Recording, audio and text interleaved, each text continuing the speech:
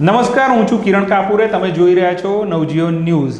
અમદાવાદમાં જુહાપુરા વિસ્તારમાં ચૂંટણીના એક દિવસ અગાઉ જ યાસીન બાપુ નામનો એક વ્યક્તિ જે છે એ આપને મત આપવા માટે અપીલ કરી રહ્યો છે ટેલિવિઝન પર.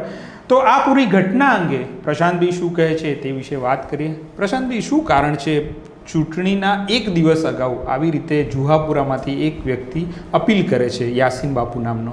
શું છે કારણ? કિરણ, જે ચૂંટણીના છેલ્લા 24 કલાક હોય છે ને બહુ અગત્યના હોય છે.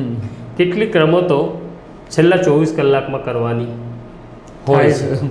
આ 24 કલાકની રમત બહુ ખતરનાક હોય છે, જેમાં મતદારો ફસાઈ જતા હોય છે. યાસીન બાપુની વાત કરું ને એની પહેલાં મને યાદ આવ્યું કે 2002ની વાત કરવી જોઈએ. 2002માં બહુ મોટા કોમી તોફાનો થયા, અને કોમી તોફાનો થાય એટલે સ્વાભાવિક છે કે હિન્દુ મુસલમાનનું વિભાજન તો થાય, પણ એક હિન્દુઓનો એવો વર્ગ પણ હતો કે આખી સ્થિતિને જાળવવામાં સરકાર નિષ્ફળ ગઈ છે એવું માનતા હતા. અથવા એક હિન્દુઓનો મોટો વર્ગ એવો પણ હતો કે જે નારાજ હતો સત્તાધારી પક્ષ ભાજપથી. તો ચૂંટણીના આગલા દિવસે અખબારોમાં જાહેરાત આવે છે, એક મૌલવી ફતવો બહાર પાડે છે કે આપણે કોંગ્રેસને મત આપવાનો છે. હવે મુસલમાનો પાસે ત્યારે તો કોંગ્રેસને મત આપવા સિવાય કોઈ વિકલ્પ જ નહોતો. પણ આ ફતવો જેવો અખબારમાં આવે છે, ભારતીય જનતા પાર્ટી આખી ઘટનાને નો વિરોધ કરે છે અને કહે છે કે જુઓ, મુસલમાનો કોંગ્રેસને મત આપવાની વાત કરે છે, એક મૌલવી આવી વાત કરે છે. એના કારણે એવું થયું કે જો મુસલમાનો વ્યાપક પ્રમાણમાં મતદાન કરે તો આપણને નુકસાન જશે ભારતીય જનતા પાર્ટીને કે હિન્દુત્વને. એવો એક માહોલ ક્રિએટ થઈ ગયો. ખાલી આ માહોલ ક્રિએટ થાય એટલું નહીં, તમને માધ્યમોની એટલે આપણા જેવા પત્રકારોની પણ આ માહોલ બનાવવામાં બહુ અગત્યની ભૂમિકા હોય છે. એટલે શું થયું કે આ જેવું ચાલ્યું ને બીજે દિવસે સવારે મતદાન હતું, તો મતદાનની અંદર એવા જ દ્રશ્યો બતાડવામાં આવ્યા કે જ્યાં બુરખા પહેરેલી સ્ત્રીઓ મોટી સંખ્યામાં મતદાન કરવા નીકળી છે. અને આ દ્રશ્યો ચાલ્યા એટલે હિન્દુઓને એવું લાગ્યું કે મુસલમાનો મોટી સંખ્યામાં બહાર નીકળ્યા છે, તો આપણે પણ મતદાન કરવું જોઈએ. એટલે એક મૌલવી આવી રીતના 2002ની ચૂંટણી ભારતીય જનતા પાર્ટીને જીતાડી ગયો હતો. તો આ કહેવાની જરૂર નથી કે આ છેલ્લા દિવસે આ જાહેરાત ક્યાંથી આવે છે. આવું જ હવે આ પંચાયતની ચૂંટણી છે. પંચાયતની ચૂંટણીમાં પણ થયું કે ચૂંટણીના છેલ્લા દિવસે, એટલે અમદાવાદનો જે વિસ્તાર છે વિજલપુર અને જુહાપુરા, નરેન્દ્રભાઈના શાસનથી આ વિસ્તારમાં સતત કંઈક ને કંઈક ચાલતું હતું. હવે તો અમિત શાહ એને અમદાવાદનું નાકું કહે છે. એટલે વિજલપુર પૂરું થાય અને જુહાપુરા એટલે એ કરાચીથી સાથે સંકળાયેલો પ્રદેશ હોય એવું છે. અમિત શાહે જાહેરમાં કહ્યું હતું કે આ સીટ મળવી જોઈએ કારણ કે અમદાવાદનું નાકું છે. એટલે નાકું એટલે શું ભાઈ, પાસે પછી પાકિસ્તાન શરૂ થઈ જાય છે. પણ આ પ્રકારના ભાષણ થાય છે. હવે આ જે વિસ્તાર છે જુહાપુરા વિસ્તાર, એ મુસ્લિમ બહુમતીવાળો વિસ્તાર છે. અહીંયા કોની એન્ટ્રી છે? તો આમ આદમી પાર્ટીની છે, કોંગ્રેસની છે. હવે આ જો વ્યાપક પ્રમાણમાં મતદાન કરે મુસલમાન, તો ચોક્કસ રીતે કા કોંગ્રેસને ફાયદો થાય કા આમ આદમી પાર્ટીને ફાયદો થાય. એટલે ચૂંટણીના 12 કલાક પહેલાં ટેલિવિઝન ઉપર એક યાસીન બાપુ નામનો વ્યક્તિ આવે છે, જેની ત્યાં આજ સુધી કોઈ પત્રકાર બાઇટ લેવા ગયું નથી. પણ અચાનક સૂચના જ્યાંથી આવી હોય ત્યાંથી ટેલિવિઝનના પત્રકારો ત્યાં પહોંચે છે અને યાસીન બાપુ એ લોકોને કહે છે કે મુસલમાનોનું હિત માત્ર આમ આદમી પાર્ટીમાં છે.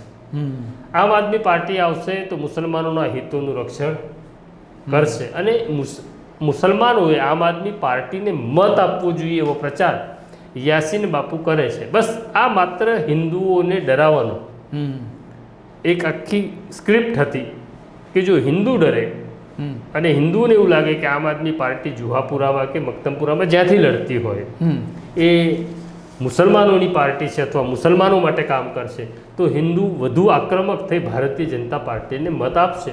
આ સ્ક્રિપ્ટ હતી અને સ્ક્રિપ્ટ પ્રમાણે બધું થયું છે. પણ આ તો એક વોર્ડની વાત હતી અને ત્યાંથી વાત આખા રાજ્યમાં પ્રસરી, એટલે શું લાગે છે કે વોટર બી બદલાયો નથી, એમ નેતાઓને બી એવું લાગે છે કે આવું ચલાવીશું તો વોટર આ રીતે ઢળી જશે? નહીં, એમણે અત્યાર સુધીના જે પ્રયોગો કર્યા એ તો હિન્દુ મુસલમાનના નામે કર્યા. અને હું કાયમ એવું કહું છું કે ભારતીય જનતા પાર્ટીનું જમા પાસું એ રહ્યું છે કે જો હિન્દુ ને મુસલમાનનો ડર બતાડો તો એ ભાજપને મત આપે છે. અલથાણામાં જે ઘટના થઈ એનોમાં પણ માધ્યમનો ઉપયોગ કેવી રીતના કર્યો તો કે તમારી સ્ટોરીમાં હેડિંગ કે થંબમાં મોહમ્મદ આવવો જોઈએ.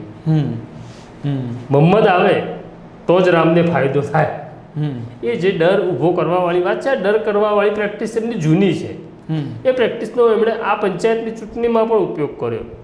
મને ગઈ વિધાનસભાની ચૂંટણી પણ યાદ છે કે કેટલાક અસામાજિક તત્વોને આ મુસ્લિમ વિસ્તારમાં જવાબદારી સોંપી. ત્યાં પાછા અસામાજિક તત્વો છે, હિન્દુ છે. એમને એવી જવાબદારી સોંપી હતી કે તમારે મુસલમાનોને અજમેર લઈ જવાના ચૂંટણીના દિવસે. હા, અજમેર લઈ જવાના, એટલે એટલા મત ઓછા કરવાના છે મુસલમાનોને. તો અજમેર લઈ ગયા હતા. હવે ગરીબ લોકો છે, ગરીબ લોકોને જો પ્રવાસ કરવા મળતો હોય, જમવા મળતું હોય અને અજમેરમાં મુસલમાનોની આસ્થા છે તો આ પ્રકારની ઘણી બધી ગિમિક્સ થતી હોય છે. એટલે બુટલેગરોને પણ બોલાવીને એવું કહેવામાં આવે કે તમારા વિસ્તારની અંદર જો તમારે ધંધો કરવો છે તો આટલા લોકો મત આપે, એવું નહીં, મત આપવા ન આવે બહાર, મતદાન નહીં કરીને પણ લોકો જીતી શકે છે. તો આ પ્રકારનું તો જે પ્રેક્ટિસ છે વર્ષોથી લોકો કરતા આવ્યા છે. આ વખતે તો પંચાયતની ચૂંટણીમાં મુસલમાનોનો આ રીતના ઉપયોગ કર્યો. પણ બીજેપીની જે મશીનરી છે એ બહુ જોરદાર રીતે કામ કરે છે. એટલે કાલે આ બપોરે મુદ્દો આવ્યો અને પછી રાત સુધીમાં તો આ બધા મીડિયામાં દેખાવા લાગ્યો, સોશિયલ મીડિયા પર ફ્લો થઈ ગયો. એટલે એ જે છે કે બધે ત્યાં એક જગ્યાએ મેસેજ પહોંચી જાય, એ તંત્ર કેવું છે? નહીં, એટલે ખાસ ભાજપને કહેવું પડશે કે એ લોકો મહેનત છે ને 5 વર્ષથી કરે છે. ચૂંટણી વખતે એ લોકો જાગે છે એવું નહીં, એનું એક અભ્યાસ થાય છે કે ચૂંટણીના પહેલા ચરણની અંદર એટલે પ્રચારની અંદર કયા મુદ્દા આપણે લઈશું, બીજામાં કયા લઈશું, ત્રીજામાં કયા લઈશું અને છેલ્લા 24 કલાકમાં કયા લઈશું. આનું એક વ્યવસ્થિત અભ્યાસ એમની પાસે હોય છે. લોકોને કયો મુદ્દો સ્પર્શ છે, એટલે મેં એવું કહ્યું કે એની પહેલાં આપણે ઘણા બધા મુદ્દા આ લોકોએ લીધા હાથ પર કે યુસીસી લીધું, અશાંત ધારો લીધું, લગ્ન ભાગીને લગ્ન જે થાય છે એની સામે વાત કરી, ખડગેની વાત કરી, પણ એ બધું ના થયું. એટલે તો ચાલો હવે આપણે હિન્દુ મુસલમાન રમીએ. તો આ હિન્દુ મુસલમાન રમવાની વાત હતી. હવે છેલ્લે સર કે આ હિન્દુ મુસ્લિમમાં જે ટાર્ગેટ બન્યું એ આપ પાર્ટી, આમાં કોંગ્રેસ ક્યાં ના આવી? આ વખતે આપ પાર્ટી ટાર્ગેટ કરવા આવી. મજાની વાત એવી છે કે ખરેખર તો ભારતીય જનતા પાર્ટી માટે આમ આદમી પાર્ટી હોય કે કોંગ્રેસ, બંને દુશ્મન છે.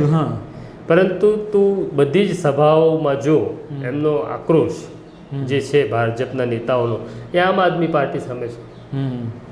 એટલે એમને એવું લાગે છે કે આ લોકો બળવાન થઈ રહ્યા છે, જેને લઈને આમ આદમી પાર્ટી ઉપર આરોપ મૂકી રહ્યા છે. કોણ બળવાન છે, કોણ નિર્બળ છે એ તો 28મી જ પ્રજાએ નક્કી કરવાનું છે. નાગરિકો પોતાના મતનો ઉપયોગ અત્યારે કરી જ રહ્યા છે જ્યારે આપણે સ્ટોરી કરી રહ્યા છીએ. તો આ હતી પ્રશાંતભાઈ સાથેની ચર્ચા. એટલે ખાલી મતદાનના દિવસે નહીં, નાગરિક તરીકે કાયમ તમારે સજાગ રહેવું પડે. આ પ્રકારની ચર્ચા લઈને અમે આવતા રહીશું. અત્યારે મને અને પ્રશાંતભાઈને રજા આપશો. અમારી ચેનલને જરૂરથી સબસ્ક્રાઈબ કરો. નમસ્કાર. વૈષ્ણવજન તો તેને કહીએ જે પીડ પરાઈ.